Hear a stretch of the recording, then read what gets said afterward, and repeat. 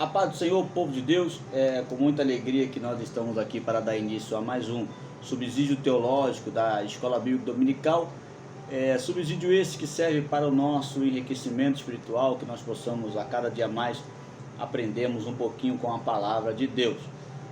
Antes de eu começar esse vídeo, eu quero fazer alguns pedidos aos irmãos. Primeiro, é que compartilhe esse link com todos os seus irmãos em Cristo Jesus, tanto os da sua igreja como os não da sua igreja, todos os seus irmãos, aquele conhecido seu que você sabe que é cristão, compartilhe para ele esse link. Você que é aluno da Escola Bíblica Dominical, compartilhe com seus alunos e seus amigos de classe de EBD. Você que é professor, compartilhe isso com seus alunos. Isso vai ser bom para que cada um possa alimentar-se do conhecimento, enriquecer o conhecimento e quem sabe Deus nos ajude para que você ouça aqui nesse diálogo sobre a escola dominical alguma coisa que você não se atentou dentro da lição deste domingo. Então compartilhe esse link com todos os seus irmãos. Quero também pedir que você curta esse vídeo, comente, bote ali o seu comentário, a sua pergunta, coloque ali as suas dúvidas e à medida do possível eu vou estar esclarecendo a você em nome de Jesus. Pois bem, como eu sempre digo, esse vídeo se trata de um subsídio teológico. Isso não é uma aula de escola bíblica dominical, a aula vai ser na sua igreja.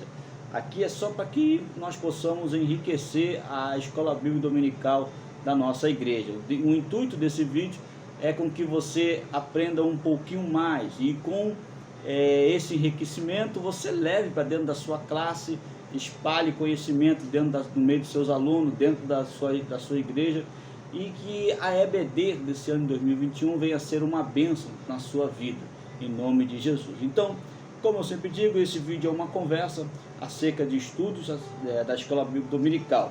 O tema de hoje está baseado na lição de número 5, do dia 31 de janeiro de 2021, que é domingo que vem, daqui a 3 dias. O tema é fruto no singular do Espírito, o eu crucificado. Então, pega aí sua caneta, o seu papel, para que nós possamos estudar a palavra de Deus em nome de Jesus. Que o Senhor possa nos abençoar e abrir o nosso entendimento para que possamos ser terra fértil e essa semente possa germinar dentro de nós e dar muito fruto. Esse é o nosso desejo, em nome de Jesus. Pois bem, o textuário diz assim: ora, o Deus de esperança vos encha de gozo, de todo gozo e paz em crença, para que abundeis em esperança pela virtude do Espírito Santo. Em Romanos, capítulo 15, o versículo 13, esse é o textuário dessa lição. A leitura bíblica em classe está em Gálatas, no capítulo 5, do versículo 16 ao versículo 26. Depois você lê aí na sua Bíblia, Gálatas capítulo 5, do versículo 16 ao versículo 26. O objetivo desta lição é conceituar o Espírito, o fruto do Espírito e as diferenças entre o fruto do Espírito e os dons. Conceituar ali o que é o fruto do Espírito, a diferença do fruto para com os dons e também conceituar a oposição entre a carne e o Espírito, essa guerra travada que habita dentro de nós, que só terá fim ao soar da trombeta do arrebatamento ou se fecharmos os olhos para nos encontrarmos com o Senhor Jesus. A leitura bíblica em classe de Gálatas 5, do versículo 16 ao 26, ela tem alguns pontos interessantes. E quando se atentamos para o texto observado, você consegue identificar ali 8 pontos clássicos dentro desse texto. 8 pontos que precisam ser comentados. Primeiro, as obras da carne estão no plural e o fruto do Espírito no singular. Você já prestou atenção? E dentro desse comentário bíblico, dentro desse texto bíblico, onde o apóstolo Paulo escreve aos Gálatas, no capítulo 5, versículo 16 ao 26, você vai ver que as obras da carne estão no plural. São várias obras. O fruto é um só, está no singular. Por que isso? Simples. Porque as obras da carne, nós o produzimos. Devido à nossa natureza pecaminosa, devido à nossa inclinação para o pecado e às nossas concupiscências carnais. Simples assim. Por que as obras da carne estão no plural? Porque somos nós que produzimos ela. Porque ela vem de três raízes natural do ser humano, que é a natureza pecaminosa, a nossa inclinação para a carne e as concupiscências carnais. São coisas que estão dentro de nós, que precisamos lutar contra isso constantemente. Já quero abrir uma exceção aqui. Não existe ser humano que possa dizer que é perfeito, que não tem desejos, que não tem vontade de pecar. Isso é mentira. Todo ser humano é fatado ao erro. Não existe, a Bíblia diz que aquele que disser que não tem pecado se torna pecador, porque mente.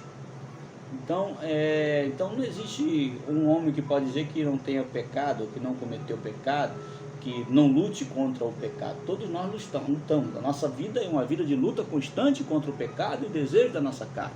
Nós precisamos mortificá-la, precisamos adormecer a nossa carne e fortalecer o nosso espírito. É esse o intuito do que Paulo está dizendo acerca de Gálatas no capítulo 5.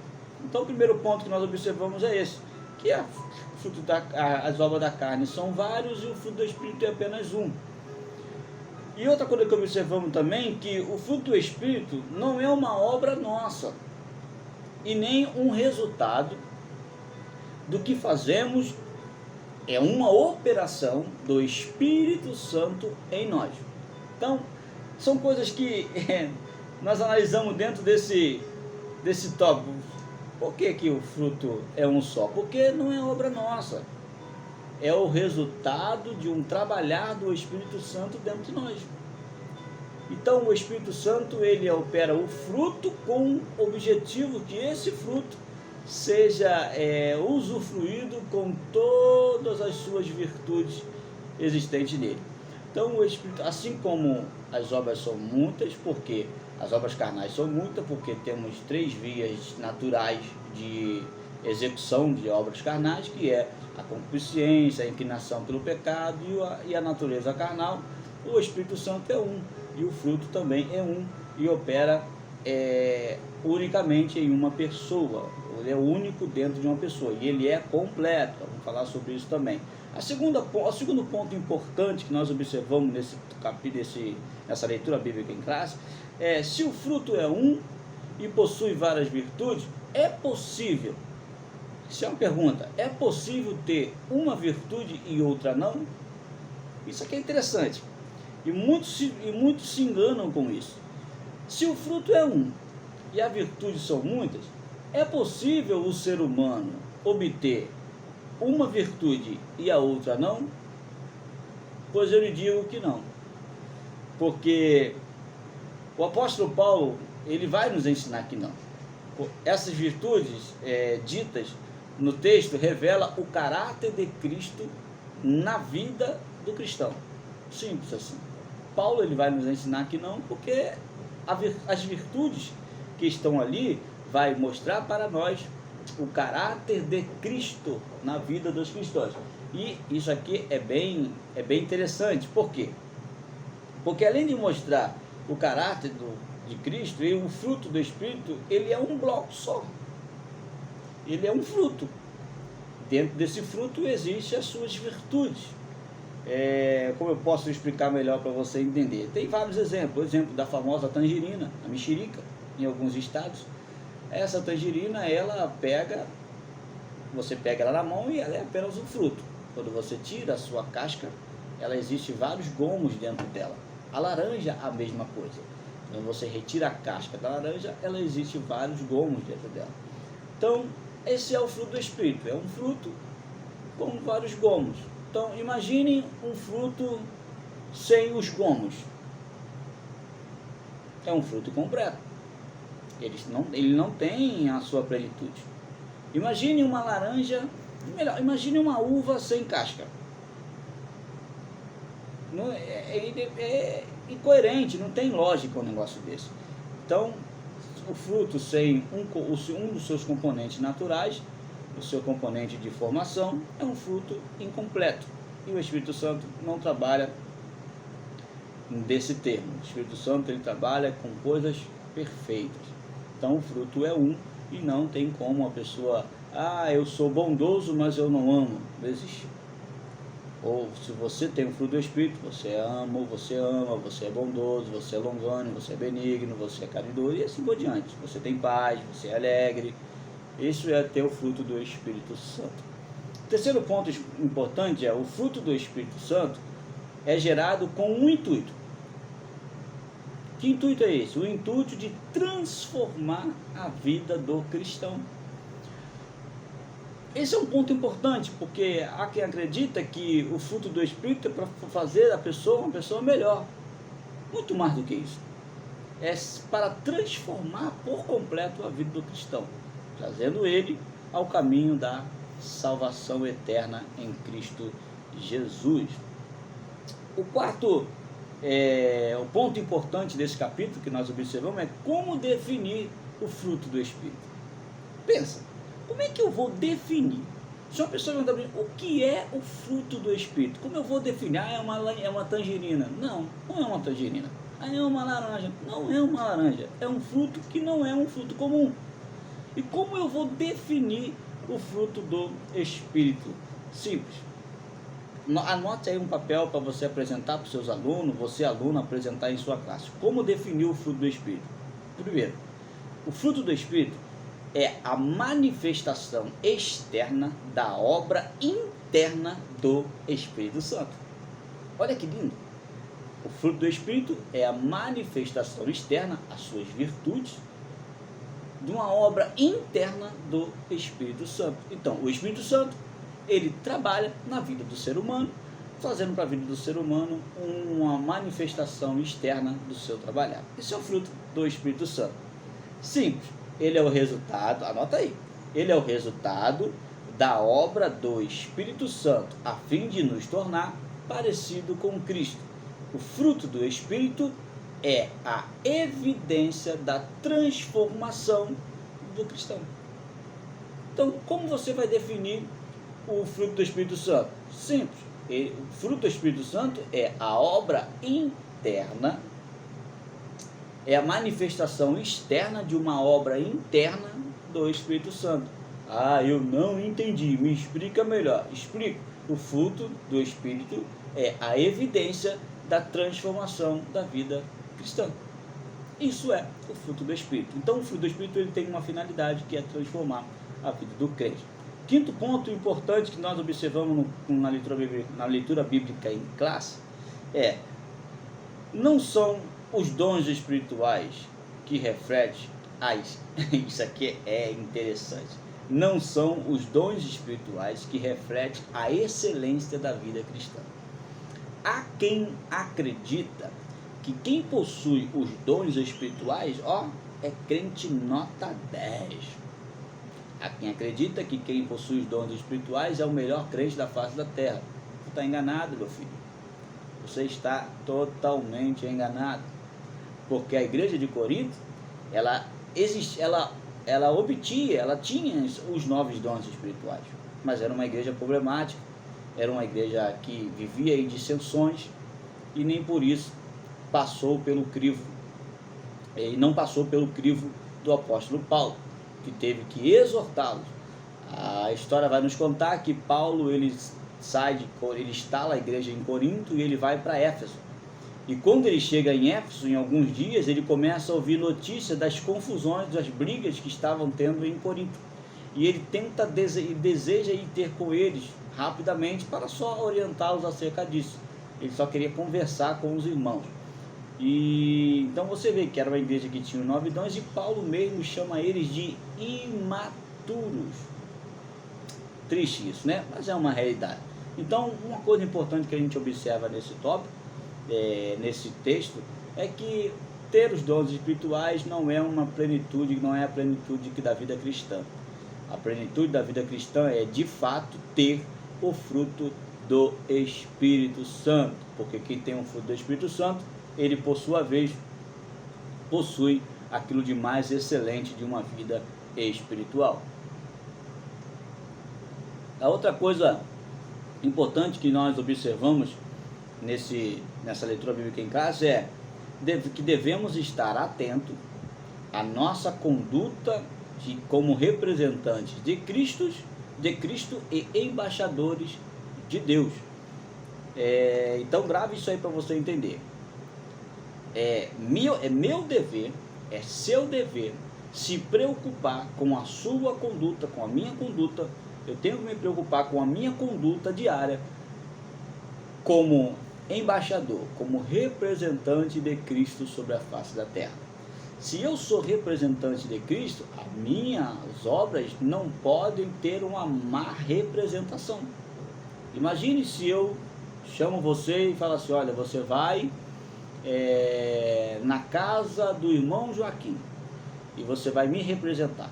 Aí você chega na casa do irmão Joaquim, você coloca o pé em cima do sofá, você derrama um copo de refrigerante no tapete, você fica falando mal de todo mundo.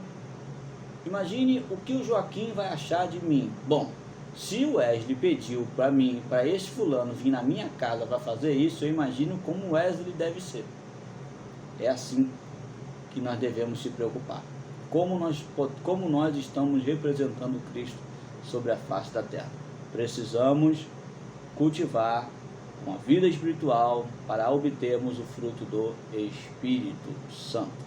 Sétimo ponto importante que nós observamos nessa leitura bíblica em classe é: o fruto está na contramão da libertinagem mundana. Como assim? Me explica, eu te explico. O fruto do Espírito é mencionado dentro de um capítulo onde Paulo faz uma exposição acerca da liberdade que há em Cristo. Ele fornece uma contramão com as restrições impostas pelo legalismo que estava sendo propagado na comunidade cristã da Galácia. Eu vou lhe explicar melhor. O fruto do Espírito, ele está ali, Paulo coloca o fruto do Espírito como em contramão a tudo quanto que ele vem ensinando, que ele vem contrariando acerca dos desejos e das obras da carne. Ele vai dizer ele vem declarando as obras da carne, e logo depois ele vai dar algo importante para que nós possamos andar, que é no fruto do Espírito. E o oitavo ponto importante que nós podemos observar é que o fruto do Espírito está acima da lei. Eita, então a lei de Moisés, ela tem que ser jogada no lixo. Não se trata disso. Ela não tem que ser descartada, mas o fruto está acima da lei, pois uma vida que possui o fruto não é julgada pela lei. Simples. Mas por que o fruto está em cima da lei? Porque uma vida que possui o fruto não tem como ser julgado pela lei, porque ao possuir o fruto, ele já anda segundo a lei, porque as virtudes do fruto faz com que ele ande segundo a lei. O fruto do Espírito, o apóstolo, quando ele fala sobre isso, que está acima da lei, o Paulo enfatizou que o jugo da lei não é capaz de fazer com que alguém viva de acordo com a vontade de Deus, mas que somente através do Espírito Santo o homem é capacitado a viver uma vida que agrada ao Senhor. Então entendo o que Paulo está querendo dizer. Paulo está dizendo assim: olha, você deve obedecer à lei, mas uma vida mediante a lei não lhe dá o direito de dizer que você está agradando a Deus. Se fosse assim, o homem pode andar segundo a lei e achar que não precisa servir a Deus. E não é bem isso. Não é porque você anda na lei que você pode dizer que você agrada a Deus. Não. Para agradar a Deus, você precisa ter uma vida de comunhão com o Espírito Santo de Deus. Aleluia. O tópico 1 dessa lição vai falar sobre o fruto do Espírito na vida do crente. Ele tem por subtópicos a definição, o fruto e andar no Espírito. É importante que nós possamos entender o que é fruto. A palavra fruto aparece várias vezes no Novo Testamento e sempre com uma finalidade, referindo-se ao resultado de alguma coisa. Sempre que você vai ver, maioria das vezes, a palavra fruto no Novo Testamento, você sempre vai deparar com um resultado. Entendeu? Até o fruto do Espírito mesmo. É o resultado de um trabalhar interno do Espírito Santo. Então, Mateus capítulo 3, versículo 8, a Bíblia diz assim, ó, produzi, pois, frutos dignos de arrependimento. Então, havendo arrependimento, você gera fruto. Mateus 7,16 diz assim, por seus frutos os conhecereis. Porventura, colhe-se uva dos espinheiros ou figo dos abrolhos? Tá vendo? A maior parte que você vê fruto na Bíblia, você vai ver fruto como resultado de alguma coisa. Romanos capítulo 1, versículo 13, vai dizer que assim, ó, não quero, porém, irmãos, que ignoreis que muitas vezes propus ter convosco, mas até agora tenho sido impedido, para também ter entregue vós algum fruto, como também entre os demais gentios. Ou seja, Paulo está dizendo que precisa levar alguma coisa aos irmãos também, resultado de um trabalho. Olha o que diz em Efésios, no capítulo 5, versículo 9 ao 10. Porque o fruto do Espírito está em toda a bondade, justiça e verdade, aprovando o que é agradável ao Senhor. Então, fruto é o resultado de uma vida bondosa, justa e verdadeira.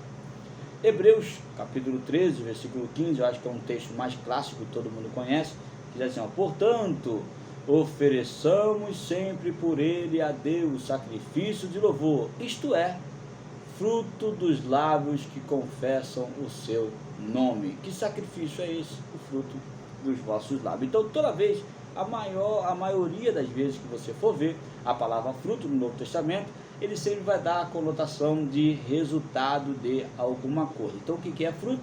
Resultado de alguma coisa. O que é o fruto da laranjeira? É o resultado de uma época, é o resultado de um cultivo, é o resultado de uma plantação. Um homem que planta em sua casa um pé de laranja, uma laranjeira, ele vai plantar com uma finalidade. Não é enfeitar a casa, porque aquele trem tem espinho demais, machuca as pessoas. Ele vai plantar justamente porque ele quer colher laranja. Então o resultado daquele trabalho, daquele plantio, é o fruto, a laranja. Então assim é o fruto, resultado de um trabalho, resultado de alguma coisa. Subtópico 1, definição. Nesse subtópico, o escritor ele vai trazer para nós acerca do fruto do Espírito Santo. Ele vai tentar definir o fruto do Espírito Santo. E ele vai dar alguns pontos aqui nesse subtópico 1, ele vai dizer assim, ó, que o fruto do Espírito é o resultado natural de um processo de amadurecimento. Ele vai dizer também que a consequência de um processo natural de crescimento espiritual. E logo depois, ele vai comparar o fruto do Espírito, como o surgimento do fruto do Espírito, como que acontece com a santificação. Pois bem, eu quero esclarecer essa narrativa do comentarista para que não tenha dúvida, porque alguém pode pensar que o fruto do Espírito é gerado por outro dispositivo. Primeiro, o fruto do Espírito é gerado pelo Espírito Santo na vida do cristão, que zela pela vida espiritual. Ponto. O surgimento do fruto do Espírito não pode ser comparado com o surgimento da santificação na vida do crente. Por quê? Pouco simples. Porque quem produz o fruto do Espírito é o Espírito Santo. Quem produz a santificação somos nós. Pois é o Espírito que cria o fruto dentro da vida do cristão, e as virtudes do fruto do Espírito revela o caráter de Cristo através daquele crente. A santificação não. A santificação é um processo contínuo meu. Sou eu que tenho que gerar a santificação. Disse Deus, santificai-vos, porque eu sou santo. Mantenha a paz com todo e a santificação, que sem a qual ninguém verá a Deus. Então percebe, quando fala de santificação, a Bíblia sempre vai dirigir ao homem. Santificação é o resultado de uma vida contínua, de separação das coisas carnais e mundanas, para viver uma vida que agrade a Deus, que se comporte como representante de Deus sobre a face da terra. Então, o fruto do Espírito ele não pode ser comparado como a santificação. Eu só queria esclarecer isso. Por quê? Porque pode alguém achar assim, então o fruto do Espírito ele é meio igual à santificação, tem que buscar. Você tem que buscar uma vida espiritual. Você tem que zelar por uma vida espiritual. Porque você zelando por uma vida espiritual, o Espírito de Deus vai florir dentro de você, vai trabalhar dentro de você, dando a você o fruto do Espírito. Então, o que você precisa é zelar por uma vida espiritual. O subtópico 2, ele vai falar sobre o fruto em si. Nesse tópico, para nós entendermos ele melhor, eu quero, com muito cuidado, conceituar o fruto do Espírito Santo. Primeiro, ele é completo. O fruto, como eu disse lá antes, um fruto sem qualquer componente de formação é um fruto incompleto. Então o fruto do Espírito Santo não é incompleto, ele é completo. Ele é como se fosse um bloco, que dentro desse bloco existe várias coisas ligadas a ele. Então tem como tirar uma e deixar outra. Entendeu? Assim é o fruto do Espírito. Segundo, ele é gerado de dentro para fora. Como eu disse lá na frente, o fruto ele é o sinal de o resultado de um trabalhar. E que trabalhar é esse? É um trabalhar de dentro para fora. É o Espírito Santo trabalhando dentro de você, fazendo com que do lado de fora exerça-se as suas virtudes, demonstrando o caráter de Cristo na vida do cristão. Terceiro ponto importante que nós precisamos atentar para entender o subtópico 2 do tópico 1 é que o fruto do Espírito é o resultado da obra do Espírito Santo a fim de nos tornar parecido com Cristo. Esse é o objetivo central do fruto do Espírito Santo. É uma obra interna uma obra dentro de nós, que faz com que nos transforme por completo, trazendo a nós a semelhança de Cristo. É por isso que Jesus chama a sua igreja de embaixadores. Embaixadores, porque somos representantes dele sobre a face da terra. O quarto ponto importante desse subtópico 2, para entendermos ele, nós precisamos atentar que o fruto do Espírito é a evidência da transformação do cristão. E essa transformação passa a ser revelada através das virtudes que opera na vida do cristão. Então entenda, o fruto do Espírito é a evidência da transformação da vida do cristão. Toda pessoa que possui o fruto do Espírito é uma pessoa que o Espírito Santo o transformou. Então seja você transformado pelo Espírito Santo, em nome de Jesus.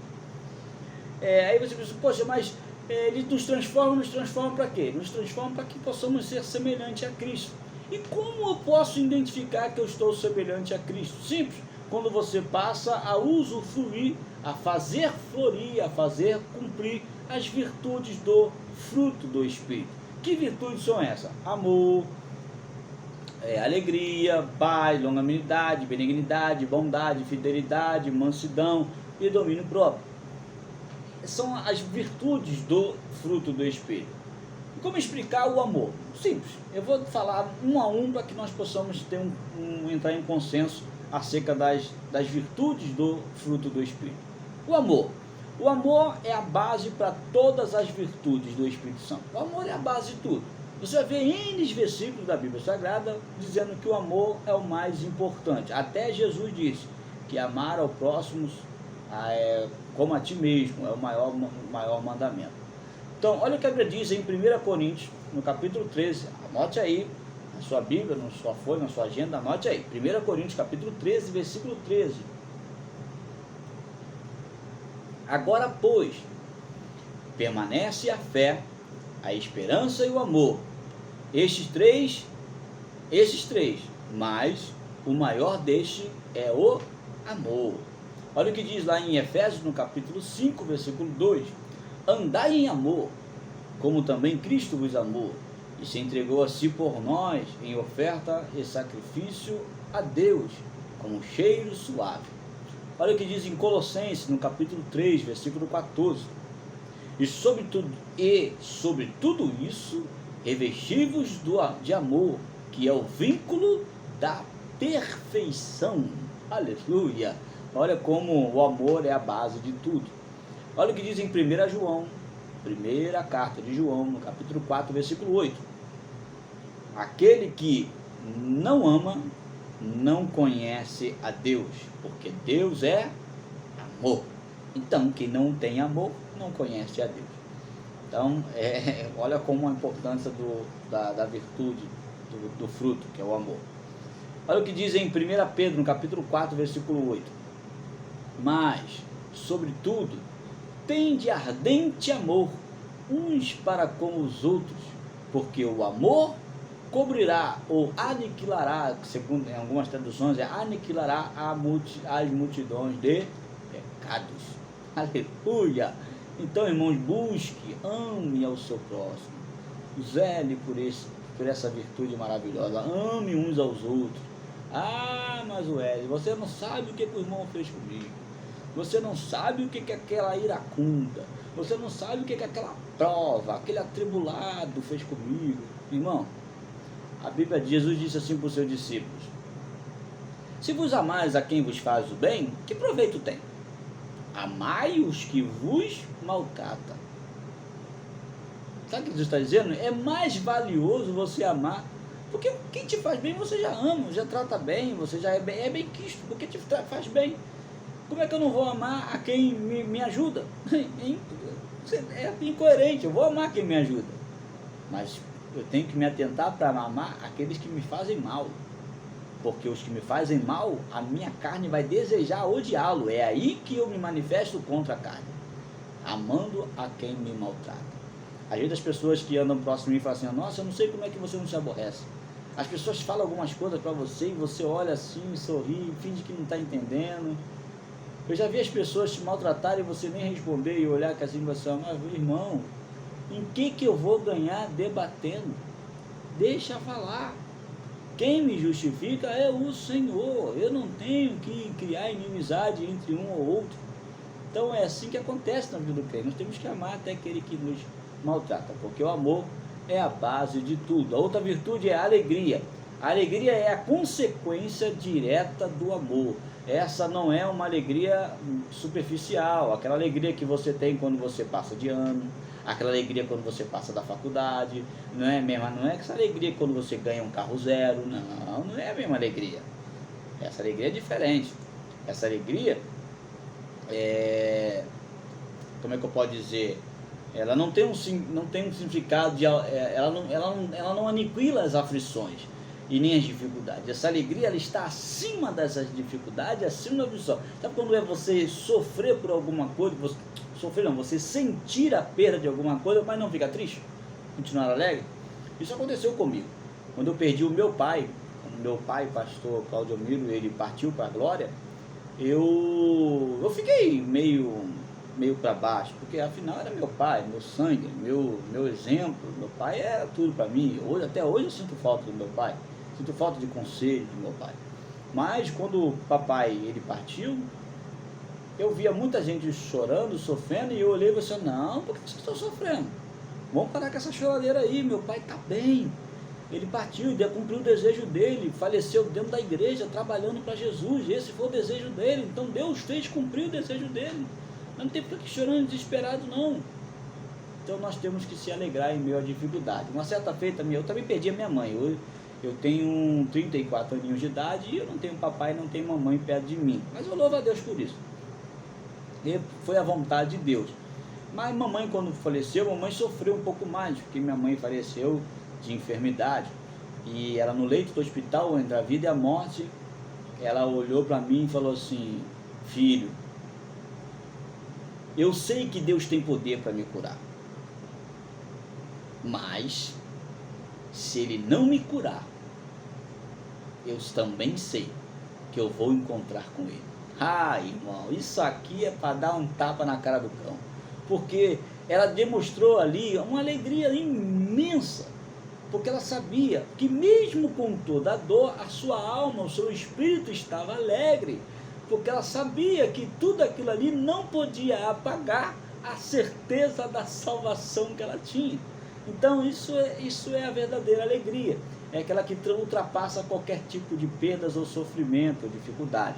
Olha o que diz em 1 Pedro, no capítulo 1, versículo 8, ao qual, não o havendo visto, há mais, no qual, não o vendo agora, mas crendo, vos alegrais com um gozo inefável e glorioso. Tá que Pedro está dizendo? Mesmo quando você sentir saudade e falta, se alegre. Se alegre na falta, se alegre na perda também. Olha o que diz em 2 Coríntios, no capítulo 6, no versículo 10. Como contristados, olha, preste atenção, olha, como contristados, mas alegres. Como pobres, mas enriquecendo muito. Como nada tenho e possuindo tudo. Aleluia! Olha o que Paulo está dizendo aos irmãos de Corinto. Você precisa estar alegre, mesmo sendo perseguido, sendo maltratado, mesmo entristecido, angustiado, você precisa estar alegre. Como assim? Ninguém entende isso. Só os espirituais entendem. Como é que pode uma pessoa chorar de alegria? Isso é gozo, isso é alegria, isso é virtude do fruto do Espírito Santo. Outra virtude é a paz. Essa paz não é a paz que o mundo dá, é uma paz diferente. É o resultado do amor. Essa paz é a marca de um coração sereno. Ele usufrui da tranquilidade experimentada verdadeiramente apenas, é o resultado do amor, essa paz é a marca de um coração sereno. Ela é uma tranquilidade experimentada verdadeiramente apenas por aqueles que são justificados mediante a fé. Então essa paz, ela só usufrui ela quem é justificado mediante a fé em Cristo Jesus. Essa paz, ela nos traz tranquilidade, ela nos traz equilíbrio, amém? E olha o que diz lá em Romanos capítulo 5, versículo 1 acerca da paz. Tendo sido, pois, justificado pela fé, temos paz com Deus, aleluia, por nosso Senhor Jesus Cristo. Olha o que diz em Salmos de número 119, verso 165, 165. Muita paz tem os que amam a tua lei, e para eles não há tropeço. Glória a Deus. Então, a paz, a virtude da paz, não é uma paz passageira como o mundo dá. É uma paz interna, é uma paz que te traz tranquilidade. Sabe aquela pessoa, aquele crente que você conversa com ele, você sente paz nele, você sente um ambiente legal quando ele conversa? Isso é um fruto, isso é virtude do fruto do Espírito Santo, ter paz. Longanimidade, qualidade de pessoa que aceita de modo firme e corajoso as adversidades a favor do outro. Ele é longânimo porque ele sente a compaixão do outro, ele sente a dor do outro. Isso é ser longânimo. Ele possui a paciência para suportar as ofensas dos outros ou os próprios sofrimentos. Generosidade e magnanimidade. Ele é uma pessoa que ele está sempre pronto ele é ser generoso, ser paciente.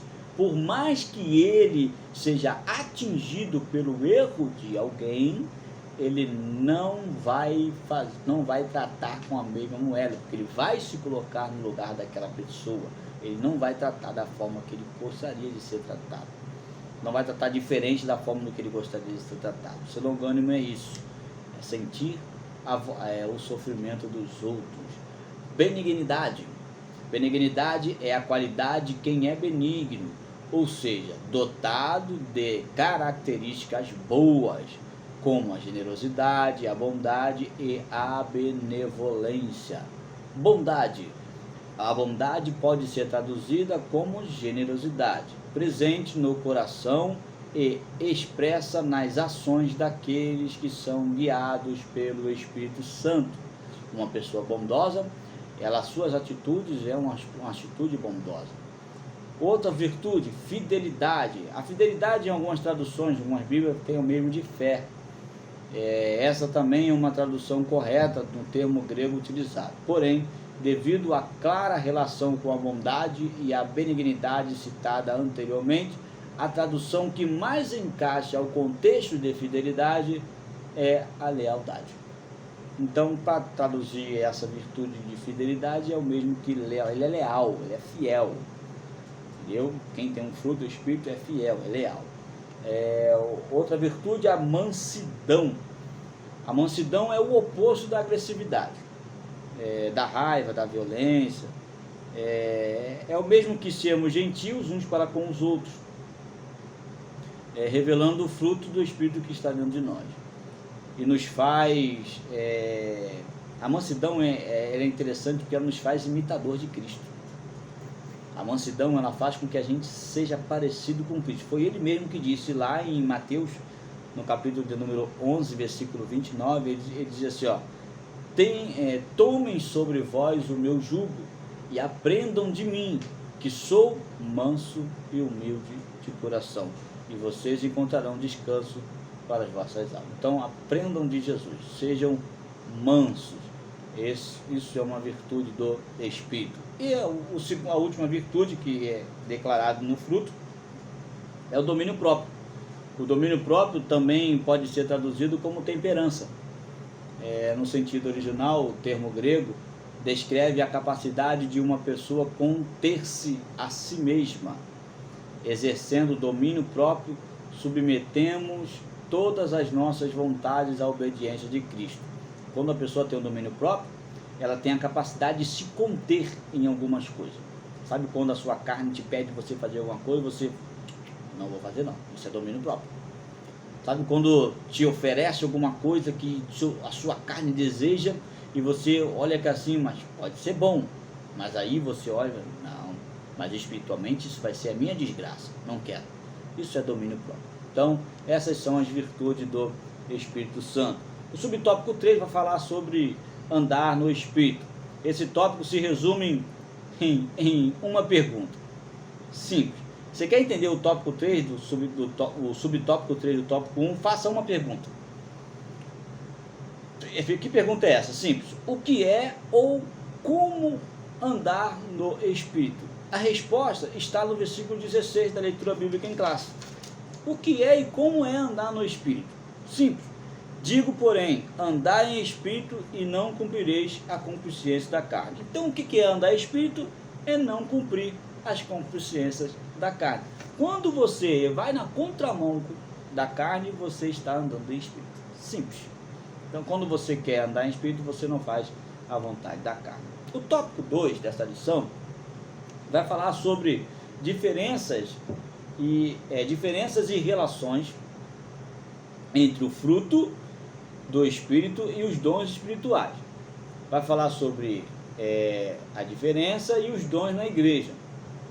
Esse tópico ele é interessante e para entendermos ele, precisamos atentar para alguns pontos diferentes entre o fruto e os dons. Anota aí. Primeiro, o fruto vem de dentro.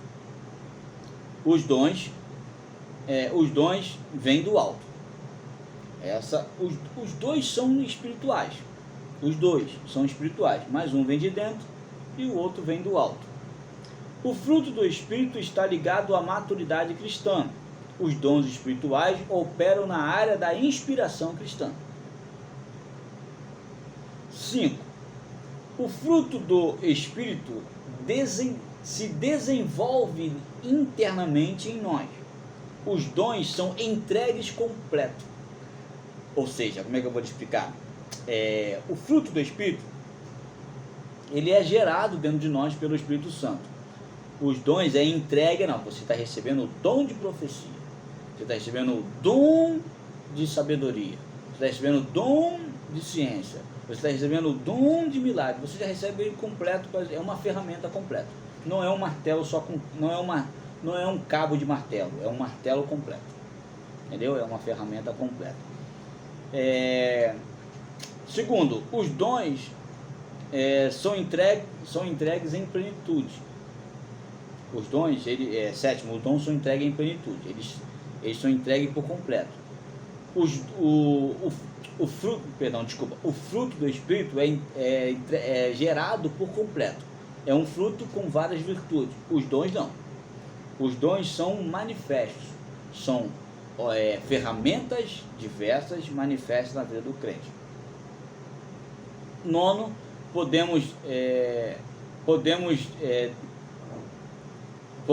não podemos desprezar os dons espirituais. E existem vários versículos que nos exortam a não cometermos esses erros. Então, nono ponto importante para entendermos o tópico 2 é que não podemos desprezar os dons espirituais. Existem vários versículos que nos exortam acerca desse grande erro. Fala para Timóteo, desperte o dom que é em ti, buscai com zelo os dons espirituais. Então, com zelo, você não pode desprezar os dons espirituais. Não é porque o fruto do Espírito revela o caráter de Cristo que os dons têm que ser desprezados. Negativo. Você tem que buscar com zelo os dons espirituais, mas lutando por uma vida espiritual a fim de que o Espírito Santo gere em você o fruto do Espírito. E décimo ponto importante, a gente precisa se atentar para esse tópico, é que os dons não são o termômetro da salvação. Perdão, os dons, ele não o resultado, ele não te caminha para a salvação. Ele não é a porta da salvação, negativo. O fruto, mas já o fruto do Espírito, é a demonstração da regeneração individual do crente. Por que isso? Porque os dons são ferramentas que o Espírito Santo te dá. Eu estou aqui com o computador na minha frente e eu tenho uma ferramenta que é o mouse. Ele vai pegar, eu tenho o mouse para poder trabalhar com mais agilidade na tela do computador. Isso é uma ferramenta para mim trabalhar com o computador. O dom é assim mesmo. O dom é uma ferramenta para você trabalhar na obra do Senhor. Entendeu? O fruto não. O fruto é aquilo que te muda por completo a fim de transformar a sua vida à semelhança de Cristo. E o último tópico, que é o tópico 3, vai falar sobre o Espírito se opõe à carne, o legalismo, a carne, o Espírito e os vícios. Precisamos entender que Paulo, nesse tópico, ele está falando de uma guerra interna. Ele está falando de uma guerra interna. Logo então, ser espiritual tem mais a ver com a vida interna do que externa. Eu não sei se os irmãos me entenderam, eu vou lhe explicar melhor. Paulo, nesse tópico 3, ele está falando acerca de uma guerra interna entre o crente. Então, logo, se essa guerra, quais são os lutadores dessa guerra? É a carne e o espírito. E quem é que vai vencer? Aquele que você melhor cuidar. Simples. Uma vez no seminário teológico, o professor deu o exemplo de uma jaula de tigre. Tem ali 2 tigres. E eles estão ali para lutar um entre si, para saber quem vai vencer e vai ficar sozinho na jaula. Quem é que vai vencer? Aí o aluno perguntou, como é que a gente vai saber, professor? Ele pensa. Aí, não tem como saber, porque os 2 são tigres. As forças são a mesma. A habilidade é a mesma. A veracidade é a mesma. A mordida é a mesma. São todos iguais. Como é que a gente vai saber? Aí o pastor disse assim, o professor olhou para mim e falou assim, simples, vai vencer aquele que você mais alimentar. O que tiver mais fortalecido. Esse é que vai vencer. Olhando para a cara dele, eu automaticamente já tinha ouvido um exemplo desse, eu entendi o que ele queria dizer. Ele disse assim, pois bem, nessa guerra da carne contra o espírito, vai vencer aquele que você mais alimentar. Então, ter uma vida espiritual está muito mais além do que demonstrar para os outros uma espiritualidade. Há quem acredita que falar em línguas estranhas, uau, esse é crente espiritual. Não se engana com isso não. A vida espiritual tem mais a ver com algo interno, porque a luta é interna. É aquilo que gera, aquilo que sai para fora. Isso é que é espiritual. Se o cara só fala de futebol, o que tem dentro dele é futebol. Se a menina só fala de novela, o que tem dentro dele é novela. Só fala de redes sociais, tem dentro dele redes sociais. Quando fala de coisas espirituais, tem dentro dele coisas espirituais. Amém? Então é simples, é um trabalho interno, então ser espiritual é bem interno. Nessa lição ele vai abordar 3 tópicos interessantes, que é o legalismo, a carne e o espírito e os vícios. São 3 tópicos interessantes. O legalismo vai nos mostrar a cultura judaizante que obedecia à lei, mas fazia isso com o desejo de mostrar aos outros a sua obediência. Parece até que vivemos no tempo de hoje, né? Tem muita gente que quer demonstrar uma espiritualidade tamanha tal aos outros. Isso é cultura farisaística, porque essa pessoa nada mais é um legalista. Ele quer andar conforme as regras, quer andar conforme a lei para que os outros possam observá-lo. E não é isso que Deus quer. Deus quer que você tenha uma vida de comunhão e de intimidade com Ele. Esse é o objetivo da vida do crente. E outra coisa que ele fala sobre a carne e o espírito, nesse tópico, vai nos trazer o contexto dos termos. Carne vai trazer o contexto original, no grego. Ele vai mostrar para a gente o que o contexto quer dizer, que fala sobre desejos carnais. Vai falar em outro que existe outro texto também acerca da carne, que vai falar sobre o corpo físico. Então isso aqui eu vou deixar para você pesquisar um pouco melhor. É bem simples, só você buscar no original do texto, no original da escritura, para você poder identificar melhor isso. Até a revista mesmo já te dá um parecer acerca disso. E o outro subtópico que vai falar sobre o vício. Esse subtópico vai nos mostrar uma lista de práticas carnais que podem se tornar vícios habituais. Como é que é isso? Se você for pegar a sua revista aí agora, você vai ver que ele vai falar sobre a idolatria, a feitiçaria, que são pecados. Vai falar assim, podemos classificar esses vícios em 3 categorias: sexo ilícito, que é prostituição, impureza e lascívia. 2, pecados de ordem religiosa, que é idolatria e feitiçaria. E pecado de ordem social, que é inimizade, porfia, emulação, ira, peleja, dissensões, heresias, inveja, homicídio, bebedice, glutonaria, e eu acrescentaria outros aí também. Então, ele vai tratar isso como vício. Por quê? Porque isso pode tornar vício. Sabe aquela historinha do pecado de estimação? Isso é real, isso acontece. Tem gente que ele tem pecadinho de estimação. Isso é triste, porque o Espírito Santo de Deus, ele não compactua com esse tipo de coisa. Então, que nós possamos lutar para termos uma vida de comunhão com Deus. Quando eu meditei nesse tópico 3, eu fiz 2 perguntas para mim mesmo. 2 perguntas que eu quero que você compartilhe dentro da sua classe de aula. Primeiro, como vencer a carne se vivemos na carne? Como é que você vai vencer a sua carne se você vive nela?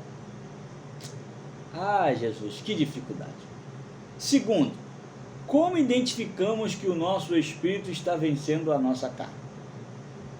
Como é que eu posso detectar que o meu espírito está vencendo a carne? Pensa nisso. Primeiro, como vencer a carne se vivemos na carne? Como identificamos que o nosso espírito está vencendo a carne? Essa primeira pergunta me fez lembrar que até Jesus viveu em carne, mas não cedeu os desejos e concupiscências carnais. Lá em João, no capítulo 1, versículo 14, eu até anotei isso aqui, diz assim, aquele que é a palavra, tornou-se carne e viveu entre nós. Até Jesus viveu em carne. Como é que viver em carne podemos vencer a nossa carne? Pense nisso. Segundo, como identificamos que o nosso espírito está vencendo a nossa carne? Isso aqui é bem simples. Quando agradamos a Deus. Como é que eu posso identificar que o meu espírito está vencendo a carne? Quando eu estou agradando a Deus. Se as nossas atitudes estão em obediência à palavra de Deus e temos a consciência tranquila quanto a isso, é sinal de que estamos fortalecendo o nosso espírito. Quem zela por uma vida espiritual saudável, usufrui do fruto do Espírito e as suas virtudes. Então, como é que eu posso vencer a minha carne se eu vivo na carne? Há alguns versículos bíblicos sobre a conduta do crente concernente ao mundo, concernente à carne. Nós não podemos atentar, observar as concupiscências carnais, desejos da nossa carne. Nós devemos mortificar a nossa carne. Nós não podemos andar segundo o conselho dos ímpios. Então, irmãos, existem vários conselhos bíblicos acerca disso. Concluindo isso tudo, nós entendemos que para nós vencermos a nossa carne, nós não precisamos morrer. Nós não precisamos morrer para poder vencer a carne. Nós podemos vencer ela em vida. É só cultivar uma vida espiritual. E como identificar que o meu espírito está vencendo a carne? É quando eu estou agradando a Deus. E, irmão, quando nós estamos agradando a Deus, brota em nós uma alegria, uma confiança, uma certeza das coisas muito grande. O próprio Bíblia diz que a alegria do Senhor, ela é a nossa força. Então, quando nós agradamos a Deus, nós passamos a viver uma vida de comunhão com Ele. Vivendo uma vida de comunhão com Ele, nós estamos fortalecendo o nosso espírito. Existe um segredo dos antigos, que papai falava muito, e eu tenho 34 anos de idade, e eu sempre busquei andar com os anciões da igreja, os mais idosos. Eu chamo de ancião porque eu tenho um carinho muito grande por eles. Para mim são peças fundamentais na obra do Senhor. Eu sempre gostei muito de andar com eles, e se tem uma coisa que eles falam muito quer ter uma vida espiritual boa? Ore, jejue, busque, leia a Bíblia. Façam com que as suas atitudes sejam voltadas para as coisas espirituais. E isso eu gravei para a minha vida, eu quero que você grave para a sua vida também. Eu espero que com essa aula, com essa conversa, eu possa ter ajudado você a enriquecer a sua escola bíblica dominical.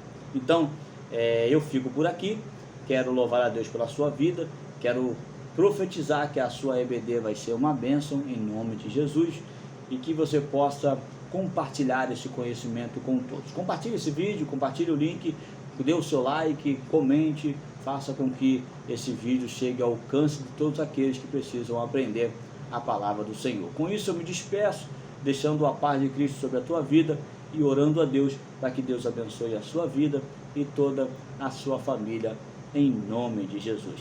Fique na paz, boa aula, boa EBD, e que a glória de Deus se manifeste sobre ela, em nome de Jesus. Graças e paz.